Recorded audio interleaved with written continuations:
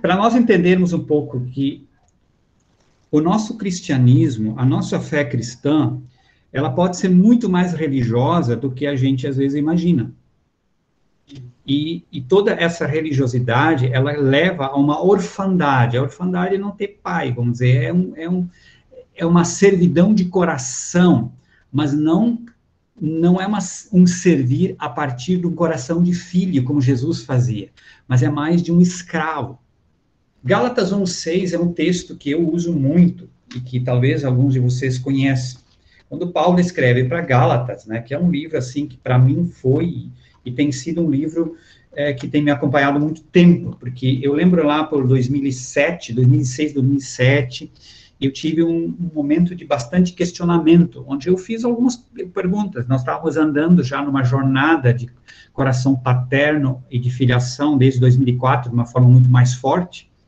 Mas aí, alguns colegas, algumas lideranças, e disseram, não, esse negócio, Geraldo, é muito perigoso esse negócio. Cara, e aí eu disse, Deus, eu não quero andar no erro. E eu me lembrei, né, da questão da reforma, até pela nossa história luterana, Lutero, né, e o Espírito Santo me lembrou que Lutero leu Gálatas. E aí eu comecei a olhar Gálatas, e aí ali para mim tem muita coisa interessante, para contrapor essa questão da religiosidade, às vezes como o zelo que o povo, a turma, a igreja de Gálatas era muito zelosa, e Paulo até não critica isso, mas era um zelo que os levou de novo de volta para um sistema mais judaico, mais de desempenho, mais de performance, de lei, né, de serem salvos e de serem justificados pelas obras da lei. Então, Paulo diz aqui para eles, admirem-me, no verso 6, admiro que vocês estejam abandonando tão rapidamente aqueles que os chamou pela graça de Cristo, para seguirem outro evangelho, que na realidade não é o evangelho. Tanto a religião quanto o cristianismo atuam na mesma arena, no mesmo palco, na mesma brecha entre Deus e a humanidade. Então, pensemos, céu e terra. Então, existe aí um palco, existe uma arena, existe todo um projeto, existe uma religião, existem religiões que estão aqui na terra, embaixo, né, e estão operando, tentando, né, fazer alguma coisa para alcançar ou para até dobrar essa divindade que está ali. E daí eu fiz esse resumo, vocês podem ter lido, né, qualquer religião que você escolher, né, a religião monoteísta, politeísta, vão operar nesse sentido. Então, para nós entender, e também para nós comparar até que ponto esse evangelho que nós temos, ele não está atuando nessa mesma brecha, nesse mesmo palco, nessa mesma arena. E, ao meu ver, foi o que Paulo disse.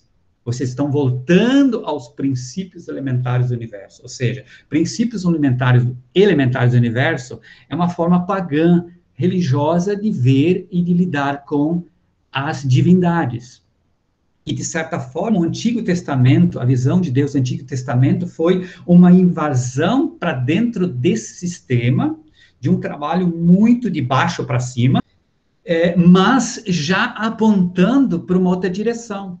É um cristianismo, eles atuam nesse vazio, nesse vácuo, nessa brecha. E aí, o que faz o cristianismo mais saudável, ser diferente da religiosidade ou das outras religiões? Um dia, uma moça, uma jovem, disse para mim, ela foi visitar a Umbanda, o Espiritismo e uma igreja evangélica. E ela disse, tudo se baseia em obras. Eu me lembro, naquela hora, eu levantei, eu disse para ela, não foi carne ou sangue que te revelou. Porque o que você entendeu, eu estou tentando falar, inclusive para a família dela. A principal diferença está no fato da religiosidade e o cristianismo se moverem em direções diferentes, como vimos. Uma se move de baixo para cima e a outra de cima para baixo. Deveria ser de cima para baixo. Deveria ser de cima para baixo o cristianismo. Ou seja, Deus veio no encontro, a grande parte da obra foi feita, mas nem sempre é assim. Então, a religião, ela sempre inicia no nível humano e tenta alcançar a Deus, esse Deus inalcançável às vezes, insaciável também. Esse é o nível de cristianismo órfão e servo de coração que a gente usa na linguagem do ensino da paternidade, da filiação. O cristianismo de filiação, ele vem do coração do Pai. Ele flui dele para o nível das pessoas, ou seja, através do Espírito Santo, porque Deus é Espírito Santo. E ele vem sobre nós através dessa revelação. E aí ele vai para o nível das pessoas e a gente se move. Por isso que Deus amou ao mundo de tal maneira que deu o seu Filho, veio através do seu Filho a nós. Então, assim, essa busca religiosa, esses altares, que deseja agradar a Deus, eles podem ter origens diferentes. Muitas vezes acontece através desse Deus desconhecido da religião, ou Deus Pai relacional do cristianismo. Então, eu posso me mover dentro, eu posso buscar a Deus, eu posso ter um altar, mas eu estou buscando, eu estou me relacionando com Deus a partir de Jesus, da graça de Jesus, do amor de Deus, e como um filho que se relaciona com o pai, com toda a reverência e com todo o respeito. Ou eu posso estar me movendo como o pessoal que está descrito em Atos, capítulo 17. Em Atos 17, para mim é um texto muito interessante nessa questão de explicar a questão do Deus desconhecido. E também a diferença entre o sistema religioso deste mundo, que é representado ali por Atenas, todo o culto que girava em torno dos deuses da Grécia, e Paulo chega ali em Atenas, e aí ele apresenta algumas coisas, e ele diz assim, ele fala da questão do Deus desconhecido, que vocês adoram, apesar de não conhecerem, eu lhes anuncio. O Deus que fez o mundo, o Senhor dos céus e da terra, que não habita em santuários feitos por mãos humanas, ele não é servido por mãos de homens, no verso 25, como se necessitasse de algo, porque ele mesmo dá a todos a vida, o fôlego e as demais coisas. E de um só fez todos os povos para que povoasse a terra, e daí, verso 28. Pois nele vivemos, nos movemos e existimos, como disseram alguns poetas de vocês, também somos descendência dele. E daí, ele para mim, ali, ele desconstrói toda uma visão religiosa de busca de altares que são feitos, e eram feitos, e ainda são feitos, para tentar alcançar esse favor desse Deus que é desconhecido. E muitas vezes, na nossa fé cristã, e eu falo de mim, esse Deus era muito desconhecido. Sim, ele era o Deus Pai, Filho e Espírito Santo, mas era muito desconhecido. E como eu disse para vocês, quando eu participei lá em 1994, de um retiro, um dos primeiros retiros, onde algumas coisas foram levantadas na nível de teologia, de ensino sobre a visão paternal de Deus, foi dito que, por um pastor que disse assim, olha, nós podemos ser pastores, eu não era pastor na época, mas nós podemos falar a nossa vida toda sobre Deus e jamais conhecê-lo. Nós podemos construir uma igreja sem amar a Deus. E aí foi um baque, assim, para mim, foi um baque muito forte. E ele disse que quanto mais nós temos uma história de feridas, de abandonos e tal, nós mais temos dificuldades em nos relacionar intimamente com Deus face a face. E aí foi a primeira vez que eu ouvi que Jesus não tinha feito nada, mas Deus dizia, eu te amo. Eu comecei a entrar e ser dirigida pelo Espírito Santo, como eu gosto de dizer, para os labirintos da minha alma, onde eu descobri que esse Deus era muito desconhecido, onde, por exemplo, tem uma imagem que me veio, onde eu estava como num porão e alguém estava caminhando comigo, não sei se foi Jesus, Espírito Santo ou foi anjo, não sei, isso também não importa, com uma luz. E de repente abriu uma cela, tipo uma cela bem trancada assim. E ali tinha um monte de palhas, de coisas, e ali eu perguntei no meu pensamento, no silêncio, o que significa? Isso são coisas da tua vida que tu tem muita vergonha e que tu nem sabe que está ali dentro, mas o Pai sabe e Ele te ama. Cara, isso foi de quebrar, isso quebra tudo.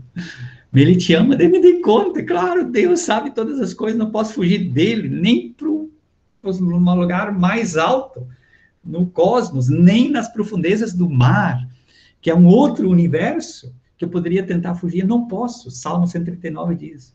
Então, esse amor de Deus, ele é muito constrangedor, mas, entende, é esse Deus que quer se relacionar, ele deseja se relacionar, e Jesus nos tornou possível isso, através dele, ele quer isto, porque senão nós sempre vamos estar incompletos.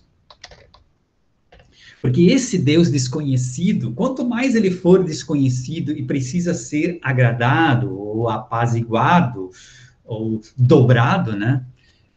Ele vai precisar de muito templo. Você entende? O templo não é o problema, mas vocês entendem que os templos, os altares, os intermediários humanos, eles recebem uma importância que não deveriam ter. São, por exemplo, templos, casas que a gente usa, que a gente chama de igreja, né? Infelizmente a gente chama isso de igreja, porque a igreja somos nós, né? Onde a igreja se reúne, são importantes. Altares, sim, são significativos, são simbólicos. E tem, sim, pessoas que são intermediários, que me ajudam, que facilitam a minha jornada, que me ajudam a caminhar, que me apoiam, me exortam, que me animam, entende? Existe sim lugar para liderança, mas isso é uma forma mais suave, não tão forte, como nós temos muitas vezes visto, que essas coisas, o templo, o altar, os intermediários, são muito mais importantes, os sacerdotes são muito mais importantes do que o próprio Deus, e às vezes eles determinam, eles ditam as coisas, porque eles têm tudo na mão, parece que tem, né? Então, esse Deus desconhecido, ele é alimentado e adorado e servido em meio a muitas inseguranças, e medos também, e intimidação, ou talvez um consolo de recompensa, se você fizer isso, vai ser bom e tal, e se você fez tudo certo, aparentemente certo, como se a gente conseguisse. Isso foi uma das crises que eu tive, em 1990. Peraí, eu sacrifiquei, abandonei, começamos a viver pela fé, deixamos um grupo de pessoas jovens que estavam começando a se converter, e aí nós tínhamos que ir embora e tal, aquele negócio todo. Entende? Bah, tudo isso. E de repente, peraí, e aí? O que eu mereci, sabe? Então, esse Deus, muitas vezes, ele não tem filhos, mas ele tem escravos. São pessoas que são escravas. Elas se sentem escravas. E elas também são transformadas em escravos. Mesmo quando têm filhos, esses têm corações de escravos e vivem e servem como órfãos ou infantilizados. Quer dizer, esse Deus tem filhos. Nós podemos ser filhos, mas nosso coração é escravo. E vivemos como órfãos infantilizados, como Gálatas capítulo 4:1 diz, que a gente estava, enquanto a gente está como criança, e a gente fica infantilizado e a gente está sujeito a tutores. Dá para interpretar de formas diferentes, esse Gálatas 4:1, mas eu quero pegar ele nesse sentido de que existe, às vezes, um interesse do próprio sistema religioso, porque ele funciona, ele só é mantido em pé a partir da intimidação, do medo ou do consolo de uma recompensa. Então, e é muito interessante, porque em 1519, Lutero escreveu isso, eu achei quando eu estava lendo Gálatas, aquela vez que eu li Gálatas, eu li um comentário de Gálatas, de Lutero, em alemão, não da época, né, mas da década de 60, né, porque os mais atuais não contêm, estranhamente, não traduziram, não transcreveram essa parte, que fala, que Lutero diz mais ou menos assim, o escravo, ou o servo, ele só está na casa por medo ou por recompensa do salário, mas o filho tem lugar permanente. Isso que Jesus estava falando em João 8, 35, 31, todo aquele contexto da filiação, que nós vamos voltar a um outro momento naquele texto ali, que o filho os libertar, verdadeiramente sereis livres. Ele diz, nós somos filho de Abraão, não sei mais o que e tal. Lembrando que Abraão teve 2 filhos. Já Gálatas nos ajuda nisso. Um segundo a promessa e um segundo a escrava. Então, o ismaelitismo está muito presente. Ele representa, inclusive Paulo escreve isso no capítulo 4, ele representa esses dois sistemas de espiritualidade. E quando Jesus está falando isso, ele está, de certa forma, claro que não foi escrito ainda, o Espírito Santo não tinha inspirado Paulo a escrever, mas, na verdade, ele estava apontando para aquele texto ali de Gálatas. Então, entende esse processo. E daí, quando o Pai, Deus Pai, nos é revelado, nós descobrimos que ele sempre nos procurou. E ele, finalmente, nós voltamos para casa, como o filho mais novo ou o filho mais velho, que está no campo, né? E que é convidado para entrar. É convidado para entrar, para usufruir daquilo que é dele. E aí, essa procura religiosa acaba. Não que nós não vamos procurar Deus, claro que nós vamos querer Ele, porque quanto mais nós conhecemos esse Deus de amor, mais nós queremos servi-lo, mais nós queremos, mais nós estaremos dispostos, inclusive, a morrer por Ele. Mas nós, quando encontramos Ele, nós começamos a perceber que Ele está perto de nós, que Ele está em nós, e que nós estamos em casa e Ele também está em casa. E aí eu coloquei Mateus 11, 27, 28, onde fala da revelação da filiação, onde Jesus fala sobre isso, e ele fala da canseira religiosa. Eu sempre gosto de lembrar de que esse texto, ele pode ser usado, sem dúvida, ele pode ser usado para a gente falar com pessoas que estão, de repente, numa situação complicada, e a gente diz, não, Jesus disse, vinde a mim, vocês que estão cansados, sobrecarregados, eu vos aliviarei. Mas a ideia no original, o contexto primeiro que aconteceu foi num sentido de contestar o sistema de canga religiosa, que o povo judeu estava, que, inclusive, depois, os judaizantes da igreja de Gálatas e também da região, e a própria pressão de Jerusalém, a igreja de Jerusalém, ela foi permeada por gente, e foi formada por gente judaica, que se converteu, graças a Deus. Mas eles tinham uma carga, inclusive eles tinham uma bagagem espiritual, eles tinham filtros, e era muito complicado, por isso que Paulo teve que, como um desses, ficou uns 14 anos na sua terra sendo reciclado, onde o Espírito Santo recicla e ele faz toda ele explica a antiga aliança para dentro da nova. Mas assim, ó, então, voltando ao Mateus 11, ele está assim, no verso 27 diz assim, todas as coisas me foram entregues por meu Pai, ninguém conhece o Filho a não ser o Pai, e ninguém conhece o Pai a não ser o Filho, e aqueles a quem o Filho o quiser revelar. Venham a mim todos vocês que estão cansados, sobrecarregados. Entende? Então, esse é o contexto, né? Desse descanso também, que Hebreus fala, esse descanso dentro dos braços, dentro dessa revelação, dessa paternidade. E é interessante, todos nós temos a nossa experiência de conversão, né? Eu tenho a minha de 41 anos atrás. E nós fizemos, uns anos atrás, uma escola. Nós fizemos uma revisão teológica na perspectiva, com um doutor em teologia, na perspectiva da paternidade de Deus. Então, toda a questão teológica, ele acabou fazendo 11, 12, né, pontos ali, que normalmente se estuda nas escolas teológicas. E aí nós começamos a viajar entre nós. E aí é interessante, como nós começamos a perceber que nós estamos voltando, estamos experimentando o primeiro amor agora. E daí eu me lembro, um irmão da igreja lá disse, pô, quando nós estamos descobrindo agora a paternidade de Deus, a filiação, nós estamos voltando ao primeiro amor. E aí a gente começou a lembrar quando a gente tinha perdido. E foi muito, muito interessante para mim, porque eu me lembrei bem exatamente onde eu comecei a aprender o meu amor. Eu perdi o meu amor, meu primeiro amor, aquela amor em primeiro. Então é interessante isso, porque quando a gente nasce de novo, a gente é introduzido, o Espírito Santo nos leva para dentro desse evangelho.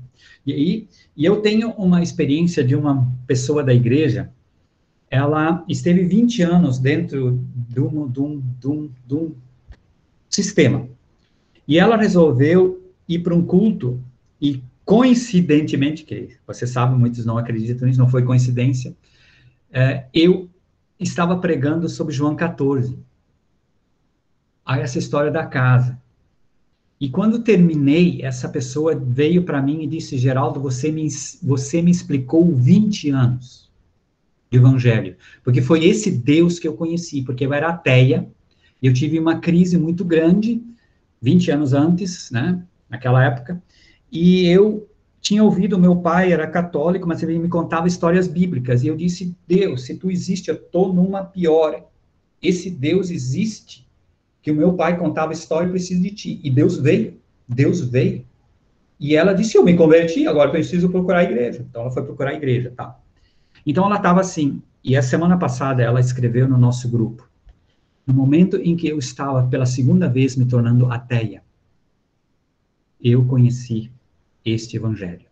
Ou seja, e aí eu me lembrei que ela tinha conhecido Jesus, esse Jesus, e daí eu me lembrei, todos nós na nossa conversão conhecemos ele. Alguns, se você não perdeu, ótimo, que bom, você é feliz. Mas a grande maioria perde. Por que perde? Porque, infelizmente, gente, nós precisamos fazer uma revisão da teologia. Tem muita coisa boa que nos trouxe até aqui, mas serviu como Paulo escreve em Gálatas, enquanto éramos crianças. Mas está na hora de crescermos, e nós não vamos crescer se nós não conhecermos esse Deus como Pai. E aí nós vamos ir adiante. A essência da fé cristã não é uma busca por um Deus desconhecido e distante, mas é a revelação do Deus que é Pai, que Jesus, como ele disse, ele quer revelar. Ele disse que quem o Filho quiser revelar, ele quer revelar, ele quer revelar. E ele, por isso que ele mandou o Espírito Santo. Ele nos ama e está próximo. E não depende das nossas obras, os sacrifícios para nos amar.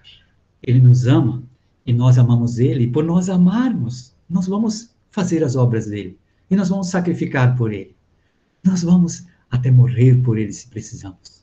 Os esquemas religiosos estão sempre perguntando se estão fazendo o suficiente. Estou fazendo o suficiente para Deus? Estou orando o suficiente? Você consegue orar o suficiente? Nunca. Claro, nunca está bom. Gente, nós somos limitados, nunca está bom. Mas olha, somos motivados pelo quê? Pela culpa, medo, barganha pela troca ou intimidação? Por isso que essa linguagem no sistema religioso da terra, da Babilônia, da Babel, da construção de baixo para cima, ela está muito, muito, muito alicerçada em cima dessa linguagem de intimidação e também de prestação de contas e pressão. Não entendo mal sobre prestação de contas, claro que prestamos contas uns aos outros em amor, mas vocês entendem quando é uma prestação de contas, parece que é da tua empresa, você está no seu trabalho, você precisa prestar contas? Ou para o governo, entende? O reino de Deus é diferente, ele é diferente. A prestação de contas existe, mas não é nesse sentido. Vocês estão entendendo essa prestação de contas. E isso a gente consegue aguentar até que dá um pau. Por isso que tem tanta gente com síndrome de burnout. Você sabe, tem muita gente estourada. E nós precisamos avaliar essas questões. Então, as pessoas, elas são sinceras, e nós somos sinceros, e isso Paulo também observa na igreja de Gálatas. As pessoas eram sinceras, elas tinham zelo, mas estavam começando a entrar de novo nessa tentativa de cumprir essas possíveis leis e expectativas desse Deus desconhecido ou do sistema religioso. Isso leva à exaustão e uma frustração pessoal. Mas o cristianismo real de filiação é a vida de Deus em nós. Não é o que é gerado por nós. É o Espírito Santo que já foi derramado em nós. Romanos capítulo 5, verso 8, se não me engano. A esperança que não decepciona, porque o amor de Deus já foi derramado. Ele já está derramado. O Espírito Santo já habita em nós, já habita em você. Ele está borbulhando lá dentro. Claro que ele está ao redor de nós, mas quando nós nascemos de novo, o Espírito Santo começa a fazer morada em nós. Nós podemos entristecê-lo, nós sabemos, as Escrituras nos falam sobre isso, que a gente pode simplesmente entristecer o Espírito. Mas ele está lá, ele está lá. E a vida do amor de Deus revelada em Jesus através do Espírito Santo. E isso satisfaz e acaba com toda aquela busca religiosa e inicia uma outra busca por intimidade, que leva a um relacionamento de filhos com seu pai, que se preocupa com o coração do pai, que não querem magoar o pai. Eles não querem, porque se a gente ama, a gente não quer ferir o outro. A gente se pergunta, escuta, eu te machuquei, eu te entristeci, a gente fica triste quando vê o outro, por exemplo, o cônjuge está triste, a gente não quer deixar triste, e às vezes a gente deixa triste porque a gente faz umas coisinhas que não foram legais, mas a gente procura se reconciliar, procura pedir perdão onde eu errei, entende? Isso é um relacionamento de filho, de filiação. Então, eu já quero adiantar para vocês que existe muito receio sobre esse ensino do amor paterno. Eu escuto quase semanalmente falando sobre isso. Não, as pessoas vão viver como elas querem, elas vão fazer bobagem e tal. Não, elas já estavam fazendo, porque quem faz isso estava só debaixo do medo, da intimidação, vivendo uma vidinha certa na frente do pastor, da liderança, ou do líder da célula, o que seja, o discipulador. Mas por baixo dos panos, como eu digo, debaixo do cobertor, atrás da tela do computador, da internet, estava rolando a coisa. E estava louco, sabe? Entende? Isso não existe. O amor de Deus, e o que essa é uma prática que eu coloco comunitária. Quando você começa a tirar a intimidação e a culpa e o medo, as pessoas começam a se tornar o que elas são. Mas as pessoas vão ser muito mais amorosas, as pessoas vão ser muito mais autênticas, as pessoas vão ser muito mais próximas umas das outras, de nós mesmos, do que antes. Por quê? Porque esse medo foi tirado. E o amor de Deus constrange, o amor de Deus cura, o amor de Deus restaura. Não é a culpa que vai me manter diante de Deus. Queria compartilhar uma coisa. Sim, Carlos. Às vezes a gente está vivendo dentro dessa gaiola da religiosidade, né? E a gente não percebe. Parece que a gente está andando de olhos vendados. Ou também uma outra analogia, parece que a gente é robô, né? A gente é programado para fazer algo, para viver algo de acordo com alguém que nos programa, e a gente vive aquilo, e isso parece muito natural para a gente reproduz isso. Eu falo por experiência própria, né? O Geraldo sabe, a gente já compartilhou bastante. A gente reproduz isso e com outras pessoas, né? Até o dia que cai a ficha, a gente acorda e é despertado pelo amor do Pai, e que a gente fica pensando assim, puxa vida, como é que eu falei essas coisas? Como é que eu vivi essas coisas? Como é que eu estava dentro daquela prisão e eu não vi que eu estava ali dentro, tá? Não vi essas grades me enjaulando, né? Então, isso é muito impactante, né? Quando nos é revelado esse amor, esse maravilhoso e perfeito amor, e a gente vê tudo aquilo que o nosso Pai tem para nós, e o que a gente perdeu vivendo uma vida programada, né? Isso é tremendo mesmo. Sim. Obrigado, Carlos. Bem isso. E a gente continua, né, nesse processo. Por isso que eu gosto da expressão jornada. Que a gente está no caminho, cada um está num processo nesse caminho. E a gente vai crescendo. Essa ideia, né, não de frente a trás, né? A gente está num destino. Então, legal, né, essas descobertas que a gente faz, né? Tão terrível o assunto da religiosidade que quando a gente começa a se libertar disso, a gente sente que sos como pecadora porque no estás sirviendo, no estás en la correría, sirviendo todo el tiempo. Entonces te hace sentir que sos un hijo muy malo, porque no estás haciendo nada para el reino. Me expliquei, Geraldo? Sim. Começa a ter esse sentimento de culpa, né?